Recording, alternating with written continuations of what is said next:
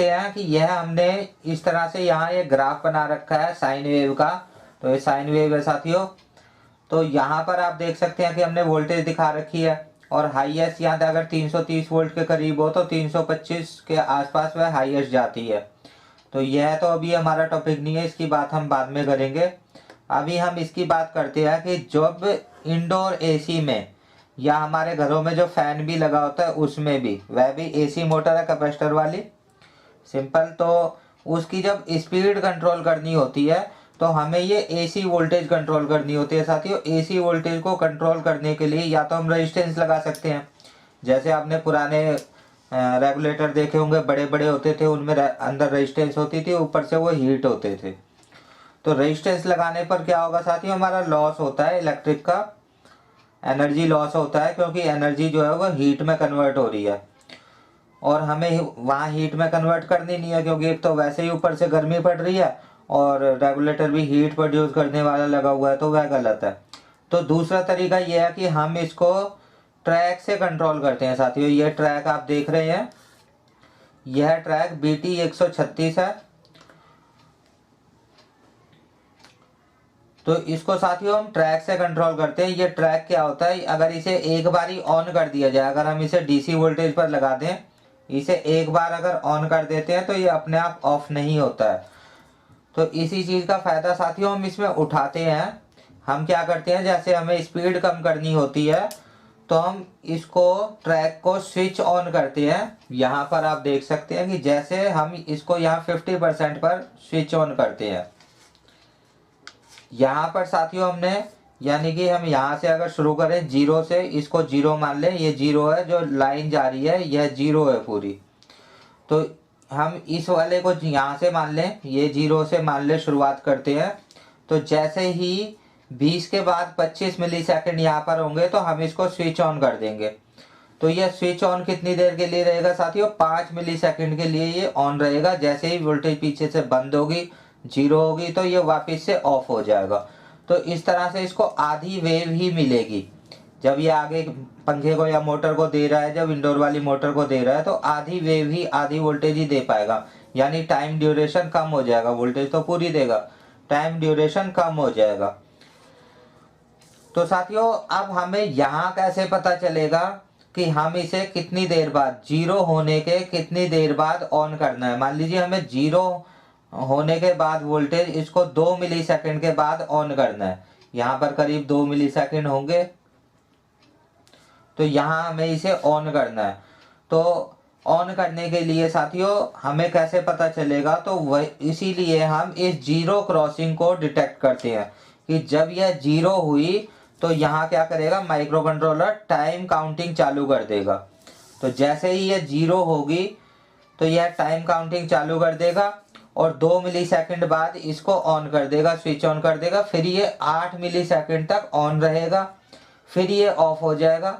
फिर साथियों जब जीरो आएगी, जीरो के बाद फिर जो 2 मिलीसेकंड के बाद इसको वापस से ऑन कर देगा। तो साथियों फिर ये 8 मिलीसेकंड तक ऑन रहेगा, फिर यहाँ जीरो वोल्टेज जब हो जाएगी फिर ये ऑफ हो जाएगा। तो इसी तरह से आगे आगे चलता रहेगा। तो ये तो साथियों है जीरो क्रॉसिंग डिटेक्ट करने का काम, कि हमें क्यों जरूरत पड़ती है जीरो क्रॉसिंग की। और दूसरी बात करें साथियों, अगर ऐसी प्रॉब्लम आ जाती है कि मोटर स्टार्ट नहीं होती है, खाली हूँ हूँ करती है थोड़ी थोड़ी सी, और SCR गर्म होता है, मोटर स्टार्ट नहीं होती, तो उस कंडीशन में क्या होता है, ये 4 डायोड, अब देखते हैं जीरो क्रॉसिंग हम डिटेक्ट कैसे करते हैं। तो यह जो 4 डायोड लगे होते हैं, तो यह 4 डायोड में से साथियों अगर कोई एक डायोड खराब हो जाता है, इनमें से कोई भी एक मान सकते हैं आप, खराब हो जाता है, तो ये क्या करेगा, फिर माइक्रो कंट्रोलर इस आधी पल्स को रीड करेगा, आधी को नहीं करेगा रीड। तो उस कंडीशन में साथियों इसको हाफ वेव मिलेगी, तो हाफ वेव में ये मोटर को ऑन नहीं कर पाएगा। अब साथियों हम बात करते हैं कि जीरो क्रॉसिंग सर्किट कैसे बना होता है। तो यहाँ पर साथियों आप देख सकते हैं कि रेक्टिफायर बना रखा होता है 4 डायोड लगाकर। यहाँ पर ट्रांसफार्मर से 12 वोल्ट या 15 वोल्ट या 10 वोल्ट कुछ भी वोल्टेज आ सकती है, वो यहाँ पर दे देते हैं। तो उसके बाद साथियों ये इसको डायरेक्शन से एक ही डायरेक्शन में वोल्टेज को कर देता है। जो आप देख रहे थे रेक्टिफायर लगाने के बाद क्या होता है वह भी आप समझ लें कि रेक्टिफायर लगाने के बाद जो वोल्टेज बाहर निकलती है, तो वोल्टेज पहले इस तरह की थी साथियों, इस तरह की। तो हमने यहाँ पर अगर ब्रिज लगा हुआ है या डायोड से 4 डायोड लगा करके रेक्टिफायर बनाया हुआ है, कोई भी लगा हुआ है, तो दोनों ही एक जैसे काम करेंगे। तो पहले साथियों नेगेटिव में भी वोल्टेज जा रही थी, तो पहले यहाँ उल्टी पोलरिटी में भी वोल्टेज जा रही थी। अब यहाँ पर क्या होगा, तो सारे वोल्टेज जो है वो पॉजिटिव में ही जाएंगे, नेगेटिव में कोई भी वोल्टेज नहीं जाएगा रेक्टिफायर के बाद। और इसमें साथियों जीरो क्रॉसिंग जो जैसे बन रही थी 10 मिली सेकेंड, 20 सेकेंड, 30 मिली सेकेंड, जिस तरह से यहाँ पर बन रही थी सेम उसी तरह से रहेगी। तो इसके बाद साथियों क्या होता है कि पॉजिटिव आप देख सकते हैं इस तरह से यहाँ पर जा रही है, जो ऊपर की तरफ जा रही है सिर्फ पॉजिटिव की तरफ, तो यहाँ से पॉजिटिव की तरफ ही जाएगी। और यहाँ पर एक रेजिस्टेंस लगा होगा और एक यहाँ इसके बेस पर जो ट्रांजिस्टर लगा होगा, इसमें 80, 50 या 547 कोई भी नंबर हो सकता है, तो उस पर एक ग्राउंड से रेजिस्टेंस लगी होगी और एक वोल्टेज से रेजिस्टेंस लगी होगी। तो साथियों अब ये क्या करेगा, जैसे जैसे यहाँ पर वोल्टेज आएगी वैसे वैसे इसको ट्रिगर करेगा इस ट्रांजिस्टर को, और यह सिग्नल भेजेगी इस माइक्रो कंट्रोलर को।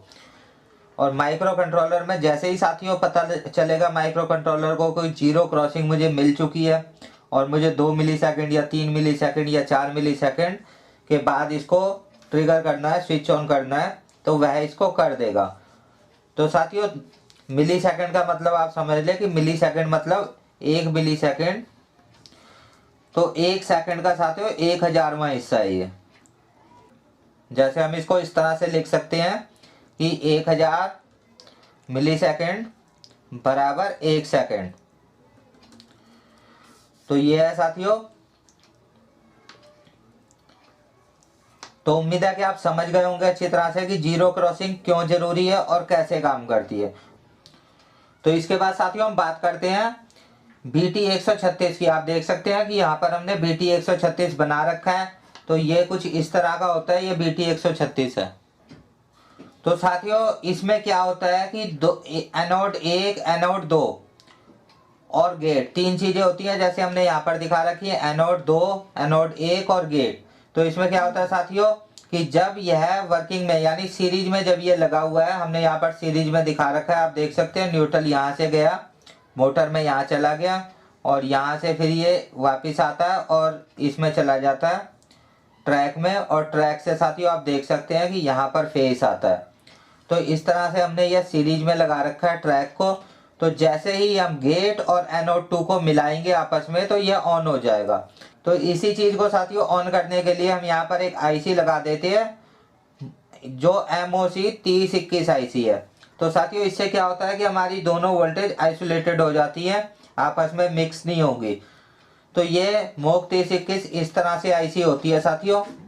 तो इस सर्किट को दिखाने का मतलब मेरा यह है कि अगर किसी पीसीबी में SSR यानी सॉलिड स्टेट रिले लगी होती है तो उसको अगर वो खराब हो जाए उसको हटाकर आप इन 2 चीज़ों को इस्तेमाल करके उस SSR की जगह पर लगा सकते हैं। तो SSR आप समझ गए होंगे साथियों। तो इसमें क्या है कि आपको गेट पर एक 100 ओम की, 200 ओम की, 300 ओम की कोई भी रेजिस्टेंस दे देनी है और आपको इस तरह से यह वाली पिन नंबर नहीं डले, नंबर डाल देते हैं 1 2 3 4 5 6। तो आपको 6 और 4 नंबर पिन एनोड 2 यानी BT 136 की बीच वाली पिन और साइड वाली पिन, तीसरे नंबर वाली पिन, इन दोनों पर जोड़ देनी है। तो साथियों उसमें आपको 2 पिनें मिल जाएंगी, तो यह SSR बन जाएगा। यानी कि इसमें 5 वोल्ट पर, ये 10 वोल्ट पर, 12 वोल्ट पर, कितने पर भी इसे ऑन कर सकते हैं और ये बिल्कुल SSR बन जाएगा, बिल्कुल बढ़िया काम करेगा, कोई भी प्रॉब्लम आपको नहीं आएगी। दूसरी बात साथियों है जैसे छोटा वाला अगर ट्रैक लगा होता है, इसका नंबर हो सकता है Z0 107 या फिर BT 132, तो इसकी जगह पर साथियों ये कभी कभी मिलते नहीं है, लेकिन ये कॉमन मिलने वाली चीज है, तो आप इसको लगा सकते हैं इसकी जगह पर, बिल्कुल फर्स्ट क्लास चलेगा, कोई भी प्रॉब्लम नहीं आएगी। उसके बाद साथियों अगर बड़ी मोटर है, सपोज अगर मोटर बहुत बड़ी है जैसे वॉशिंग मशीन वाली है या पानी की मोटर भी आप चला सकते हैं। तो पानी की मोटर अगर आप चलाना चाहें, पानी जैसे कोई बड़ी मोटर में आपको सर्किट लगाना है और उसका एसएसआर खराब हो गया, एसएसआर काफ़ी महंगा होता है, लेकिन ये ट्रैक और एससीआर काफ़ी सस्ते होते हैं। तो ये आप देख सकते हैं साथियों, ये एससीआर है, यानी थैरेस्टर भी बोलते हैं इसको। तो इसको अगर हम इस तरह के दो थैरेस्टर आपस में जोड़ दें, जैसे हमने यहाँ पर दिखा रखा है, ये इसकी कैथोड पिन है, एनोड पिन है। अब ये साथियों दो नहीं होते, इसमें आप देख सकते हैं कि इसमें दो लगे हुए हैं, दो एससीआर जुड़े हुए हैं। इसमें ये हमारे पास एक अकेला पड़ा हुआ है। तो इसका सिंबल साथियों ट्रैक का ऐसा होता है, एनोड 2, एनोड 1 गेट।